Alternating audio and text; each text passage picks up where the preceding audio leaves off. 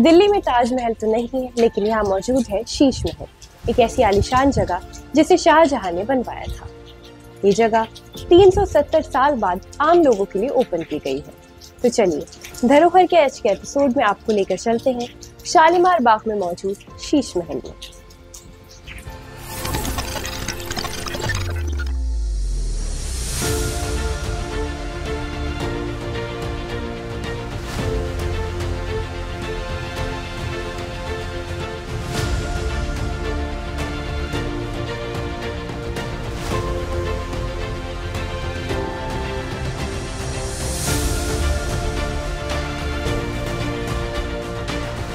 जी, शीश महल जैसा कि आप देख रहे हैं ये दिल्ली में है।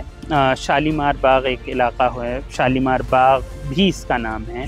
और शीश महल, इसे औरंगज़ेब का शीश महल कहा जाता है। शीश महल बहुत से हैं, अगर आप देखें तो मुग़ल टाइम्स में जगह जगह लगभग हर किले में शीश महल बने थे।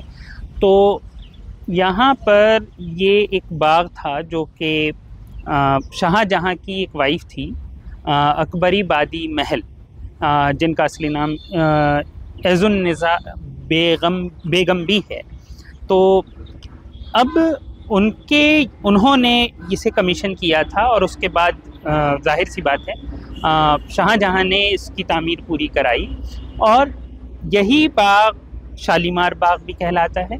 और इसी को बाद में औरंगज़ेब का शीश महल भी कहते हैं। क्योंकि औरंगज़ेब का जो राज तिलक जिसे हम कहते हैं, कोरोनेशन जो होता है, वो यहीं पर हुआ था, इसी जगह पर हुआ था। तो ये इसकी हिस्टोरिकल सिग्निफिकेंस में सबसे इम्पॉर्टेंट चीज़ ये है कि औरंगज़ेब जब बादशाह बने, यानी कि आलमगीर के टाइटल के साथ, तो वो इसी जगह पर बादशाह बने थे।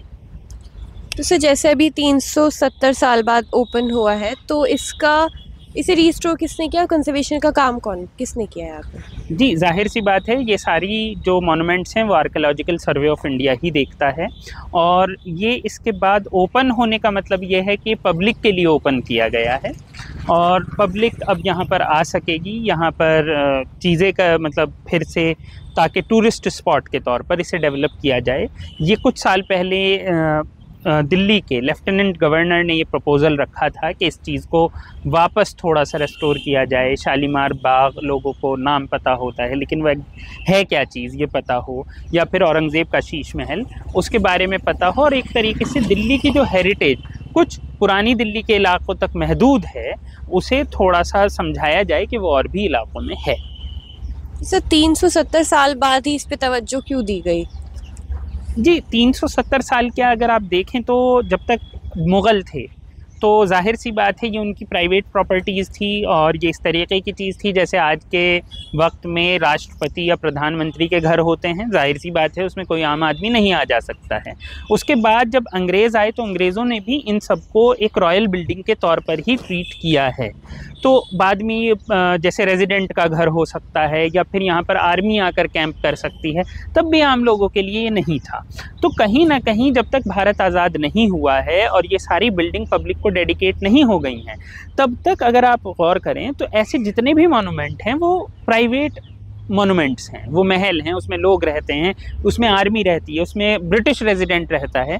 तो जाहिर सी बात है, तो पहले का जो वक्त है वो तो बिल्कुल भी हम उसकी बात नहीं करेंगे। लेकिन हाँ, जब भारत आज़ाद हो गया और 1970s 80s तक आते आते चीज़ें ये हो गई कि पॉपुलराइजेशन ऑफ हेरिटेज बिल्डिंग्स भी अब वो एक चीज़ है। तो उसके बाद हाँ, थोड़ा वक्त ज़्यादा लगा है। इस बीच बहुत से मॉन्यूमेंट्स इससे पहले रेस्टोर भी हो गए हैं और टूरिज़्म का जो मैप है उस पर उन्होंने पहचान भी बना ली है। लेकिन हाँ, इसे वक्त लगा है, तो मैं ये कह सकता हूँ कि हाँ, 30-40 साल ज़्यादा लग गए हैं। 370 या 300 या 200 ये तो मैं नहीं मानूंगा।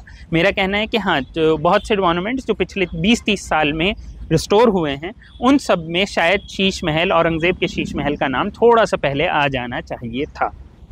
सर, बरादरी क्या है जो यहाँ पे जैसे रिस्टोर किया गया, उसमें ट्रेडिशनल टेक्निक्स का यूज़ हुआ है, जैसे उसमें उड़द दाल भी शामिल है जो टेक्निक्स का यूज़ हुआ है, तो उस पर आप क्या कहेंगे? जी, बारादरी जो है वो भी अगर आप देखें तो हर शहर में और हर मोनूमेंट में आप बारादरी होते हैं, जिसमें 12 दर होते हैं, दरवाजे को बोलते हैं। तो बारादरी हर जगह आपको मिलेंगी, तो वहाँ पर भी एक बारादरी है। एक तरीके का एक पवेलियन होता है जिसमें इस तरीके से 12 दरवाजे होते हैं। आप लखनऊ में भी पाएंगे, आप दिल्ली में, मतलब जगह जगह हर शहर में एक बारादरी आपको मिल जाएगी। तो ये तो उसका यूज़ था, और उस ज़माने में पवेलियन का यूज़ बहुत तरीके से किया जाता था। कई बार महफ़िलें सजाने के लिए भी किया जाता था। वहाँ पर नाच भी हो सकता है, म्यूज़िक भी हो सकता है, जो कि बादशाह के लिए और उनकी फैमिली के लिए होता था। तो बारादरी का ये उस ज़माने में इस्तेमाल होता था। एक ओपन स्पेस है, पवेलियन है, ढका हुआ है और उसमें 12 दर हैं। तो लेकिन उसका जो अब इस्तेमाल है वो एक अलग चीज़ के लिए होगा, ये जैसा कि आपने कहा, तो वो एक अलग चीज़ है। लेकिन बारादरी का बस सिर्फ ये सिग्निफिकेंस है कि वो एक पवेलियन होता है जिसमें 12 दरवाजे होते हैं, और ये आपको ऑलमोस्ट हर मोनूमेंट में जगह जगह, मतलब भारत में जगह जगह आपको ये देखने को मिलता है, जो मेडिवियल वर्ल्ड से आते हैं, यानी कि मुग़लों के दौर से या फिर मुग़ल के बाद भी जो नवाबों का दौर है, तो वहाँ पर आपको बारादरी नज़र आते हैं। तो जैसे यहाँ पे 2 कैफ़ेज़ भी स्टार्ट हुए हैं, तो स्टेप को आप कैसा मानेंगे? देखिए, कैफ़े खोलना किसी भी पुराने मोनूमेंट में, हेरिटेज बिल्डिंग में, एक दो-धारी तलवार की तरह है।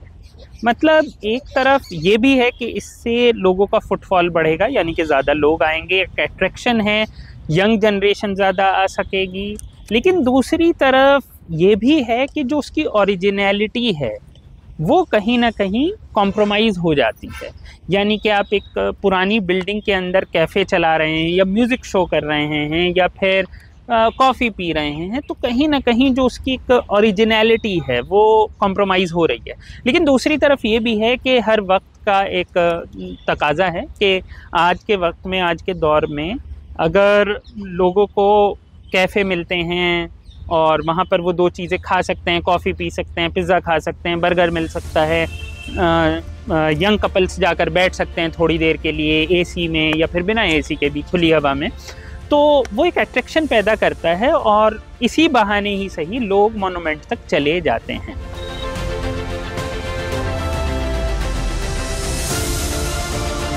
धरोहर के आज के एपिसोड में हम आपको लेके आए थे शालीमार बाग में मौजूद शीश महल में, जहाँ के हमने देखा बारिश तो यहाँ बहुत पड़ रही है, लेकिन ये जगह बहुत खूबसूरत है।